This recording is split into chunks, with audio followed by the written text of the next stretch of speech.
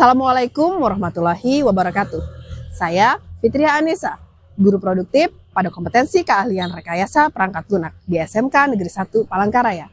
Saya juga mengajar coding dan kecerdasan artifisial pada kompetensi keahlian lain, yaitu teknik energi biomasa dengan fokus elemen berpikir komputasional.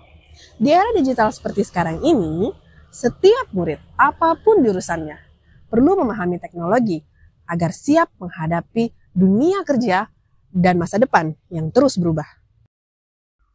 Revolusi Industri 4.0 telah mengubah cara kita belajar dan bekerja. Semua bidang kini terhubung dengan teknologi digital. Dari otomotif hingga energi terbarukan. Selama saya mengajar di kelas energi biomasa, situasi kelas yang heterogen dengan kemampuan murid yang berbeda-beda membuat penyampaian materi harus disesuaikan. Ada murid yang cepat menangkap logika dan algoritma, ada pula yang masih bingung memahami alur dasar. Selain itu, keterbatasan perangkat dalam belajar coding dan keterbatasan akses ke lab komputer umum juga menjadi hambatan. Tidak semua murid bisa langsung praktek menggunakan komputer atau laptop. Inilah garis besar situasi yang saya hadapi selama mengajar coding dan kecerdasan artifisial. Di SMK Negeri 1 Palangkaraya, kami berkomitmen memastikan murid dari berbagai kompetensi keahlian tidak hanya siap bekerja, tapi juga siap beradaptasi dengan perkembangan teknologi yang sangat cepat. Coding dan kecerdasan artifisial kini bukan hanya milik jurusan komputer, tetapi sudah menjadi keterampilan dasar lintas kompetensi. Tantangannya adalah bagaimana membuat materi ini mudah dipahami, relevan, dan menyenangkan bagi setiap murid. Dalam praktiknya, banyak murid yang menganggap coding dan kecerdasan artifisial itu sulit, terlalu abstrak dan tidak berkaitan dengan dunia nyata mereka. Akibatnya pembelajaran terasa pasif, mereka sekedar mengikuti tanpa benar-benar memahami.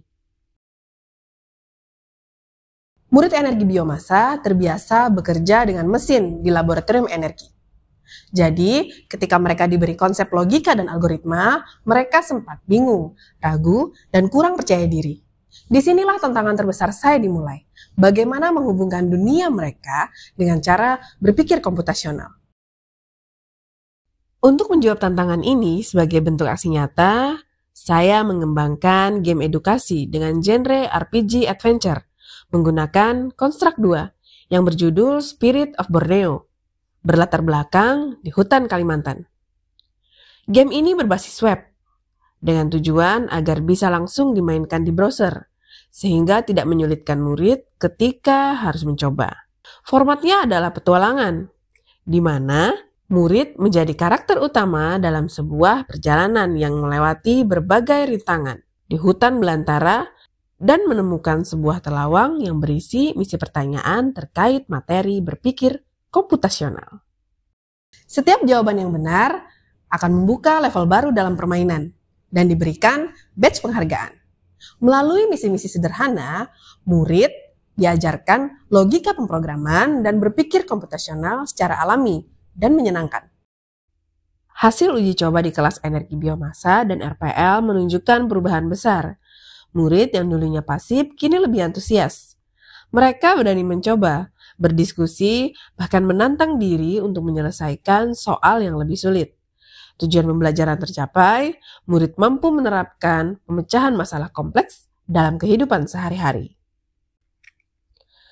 Inovasi ini tidak hanya membuat murid belajar, tapi juga berpikir. Murid biomasa jadi lebih berani berdiskusi tentang strategi berpikir komputasional. Dan murid rekayasa perangkat lunak semakin kritis memberi masukan teknis. Peningkatan kemampuan berpikir kritis dan kreatif. Game sederhana ini mengubah budaya belajar di kelas, dari pasif menjadi kolaboratif. Gamenya keren, kita diajak berpetualang dengan konsep RPG Adventure.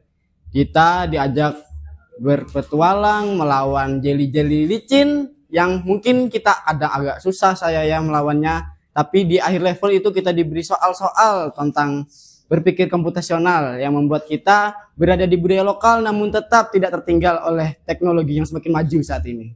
Dulu saya berpikir coding itu tidak termasuk atau tidak nyambung kepada energi biomasa. Tapi setelah main game ini, saya bisa memahami cara berpikirnya.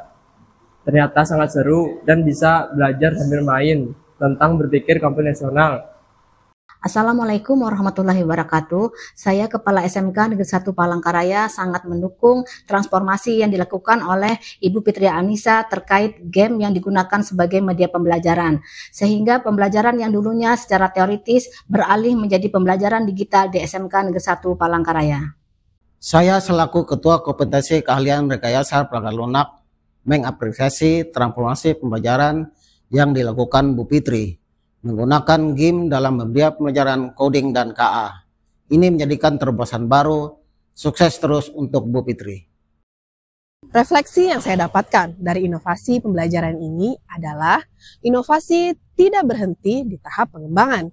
Inovasi harus terus diuji, diperbaiki, dan disesuaikan dengan kondisi nyata di lapangan. Dampak terbesarnya adalah perubahan budaya belajar dari murid yang tadinya takut mencoba menjadi berani bereksperimen. Transformasi pendidikan itu nyata, dan ini semua bisa kita mulai dari kelas kita sendiri.